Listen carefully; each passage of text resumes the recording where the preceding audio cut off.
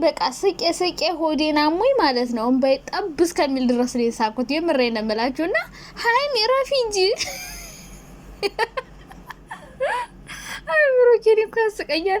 ደግሞ እኔ በጣም የገረመኝ ነገር ማለት ነው እኔ በቃ የመጨረሻ እንደ ዛሬ ደግሞ አስቆኝ አያውቅም። የምር ከሱ ከሜካፑ በላይ የዛሬው ነው በጣም ያሳቀኝና እኔ ለምን ፈስ እንደሚያስቀን አላውቅም። አልስቅም ብል ነበረ። ዛሬ ግን በስመ አብ ወልድ የውሸት እንደሆነ እያወቅኩ ማለት ነው። እኔ የሚያስቀኝ እኮ የሀይሚ አይደለም የብሩኬ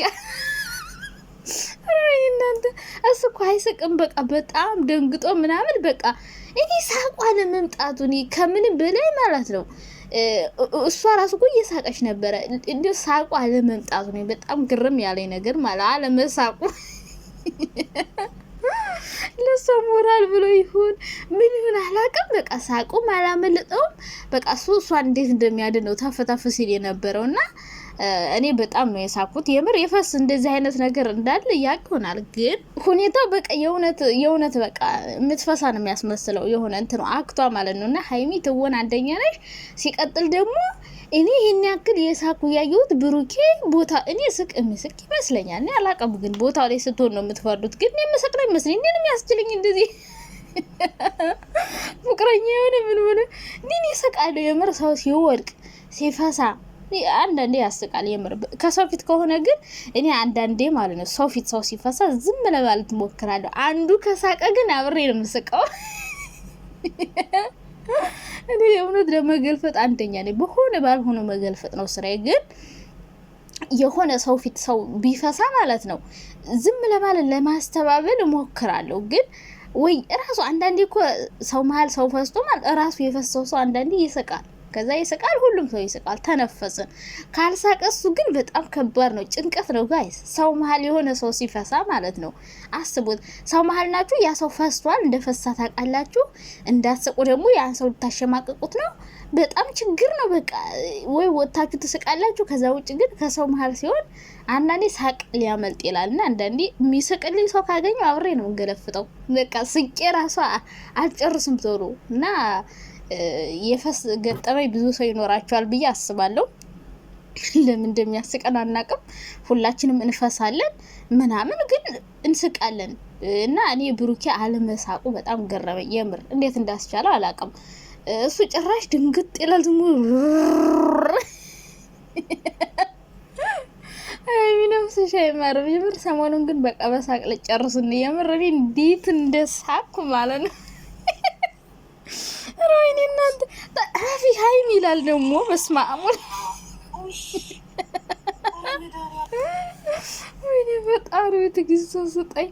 ሰሞኑን በቃ እነዚህ ልጆች በሳቅ ካልጨረስናችሁ ነው። በቃ ካልጨረስናችሁ ሞት ይርሳኝ እንዲያው አይ እዩን ረስቻት። እዩ ዛሬ እኮ እናንተ ሳትለብሳ ሳትጎርሳ መጣች። ጌታ ወይ ትግስቱን ስጠኝ አጅሪት። አይ አትርሱኝ። እንዲሁ ልብስሽን ሲቀይር ሀቢብቲ ልብስሽን ቀይሬና በቃ ዛሬ ብታዩ ተናዳን የመጣችው በቃ ይሄዳለሁ አዲስ አበባ ልጅ በቃ ልጇን ይዛ አዲስ አበባ ልትሄድ ነው። እንደውም አፈር የሆንሽ ልጅ አንቺ ዲኤኒ ትናንትና ሁላችሁም ስለ እዩ ነበር ስታወሩ የነበርና አዲስ አበባ ትሄዳለች አሁን ብያችሁ። ወይ ሙሽዬ ቤት ነው የምትሄደው ወይ አዲስ አበባ ነው የምትሄድና ሀይሚን ባለችበት ወንድሞቹም ባለችበት እናንተ አንገታችሁን ትደፋላችሁ። እኔ አንገቴን ቀና አረጋለሁ። ምን ነው ቀና የምታረጊው? እኔ እኮ ሰው ዲቃላ ወልዶ አንገቴን ቀና አረጋለሁ የሚባል ነገር የለም። በክብር አግብቶ ያልወለደ ሰው ሁሌ እንደተዋረደ፣ ሁሌ እንዳፈረ፣ ሁሌ እንደተሸማቀቀ ነው። ምክንያቱም ራሱን ያላስከበረ ሰው ሊያከብርሽ አይችልም። እኛ እናከብርሽ አንችልም። እና እንዴት እንደሆነም ቻናሌን ከሆነ እረባክሽ አረ እዩ አረ በፈጠረሽ ስለነብሩ ከኝኝ ማለት በቃሽ እንዴ። ትናንት ተውኩት ብላ ዛሬ ደግሞ እንደገና አልተውኩትም ብላ ሀሳብ ቀይራ መጣሽ። እኔ ብያለሁ ባንዴ እንድትተውኩት አለሽ ብዬ ነበር። አሁን ደግሞ እናንተ ስለተመልካች ነው እንዴ አንቺ እንትን የምትይው? እና ምንም ያሳፍረው ነገር የለም። ብሩኬ ልጁ ሆነም አልሆነም ያሳፍረው ነገር የለም። ስለዚህ የፈለገሽን ነገር ማውራት ትችያለሽ። ሀይሚም ሆነ ብሩክ አይሰሙሽም። በቃ አለቀ። ጉሮሮሽ ደርቆ ነው የሚቀረው። ጉሮሮሽ እስከሚደርቅ ድረስ ለፍልፈሽ ትቀሪያለሽ እንጂ ምንም ለውጥ አታመጭም። በቃ ነገርኩሽ እኮ ምንም ለውጥ ላታመጭ ዝም ብለሽ አትለፍልፊ። ስለዚህ ልጁ የብሩክ ሆነም አልሆነም ቢሆንም ምንም ያፍርበት ነገር የለም፣ እኛም እናፍርበት ነገር የለም። ባይሆንም ምንም ያሳፍር ነገር የለም። እና እናንተ ታፍራላችሁ ምናምን አትበይ። ምንም ያሳፍር ነገር የለውም። ብሩክ ልጅ ኖረው ምንም ችግር የለው፣ አልኖረውም ችግር የለው፣ ቢኖረውም ባይኖረው ማለት ነው። ስለዚህ አንቺ ዝም ብለሽ አፍሽን ባትከፍቺ ጥሩ ነው፣ እንደ ሀሳብ ማለት ነው። ሁሌ እየመጣሽ ምንድን ነው አስሬ እኝኝ የምትይብን ማለት ነው።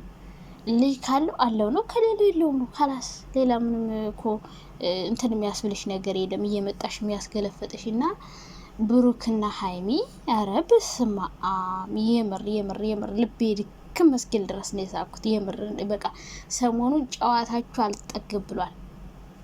ጨዋታችሁ ሊጠገብ አልቻለም።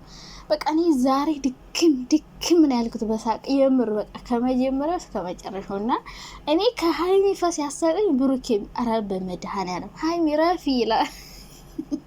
ተይ እንጂ ጭራሽ ፈልገው አይደለም። እና ኧረ በቃሽ ረፊ ይላልኝ። እና በጣም ነው የሳኩት። ከምንም በላይ ከሀይሚ ከፈሱ ድምጽ የብሩኬ አክሽን ነበር ሲያስቀኝ የነበረውና ብቻ ይመቻችሁ። ግን ብሩኬ እንዴት እንዳስቻለ ለሀይሚ ሞራል ብለ እንደሆነ ለሰው ሞራል ብዬ ራሱ ሳቂ የሚተወኝ አይመስለኝም። በቃ የሚያመልጠኝ ይመስለኛል። ወይ ወጣ ብዬ ስቄ መለሳለሁ። እሱ ግን አንዴ ሎሚ ያመጣላታል፣ አንዴ ሐኪም ቤት ልውሰድሽ ይላታል። በቃ እሷን እንዴት የሆነ ጨንቆት ወይ ደንግጦ ይሆን አላውቅም። ሰው ሲደነግጥ በእርግጥ የሚያስቅ ነገር ሁሉ አያስቀውም፣ የሚያዝናና ነገር አያዝናናውም ሰው ሲደነግጥና ደንግጦም ይሁን ምንም ይሁን አላውቅም፣ ምንም እየሳቀ አልነበረም። ሳቅም የሚባል ነገር ከፊቱ የለም። እንደውም ድንጋጤ ፊቱ ራሱ ጥቁር እናያለው። ምን እንዳሰበ አላውቅም።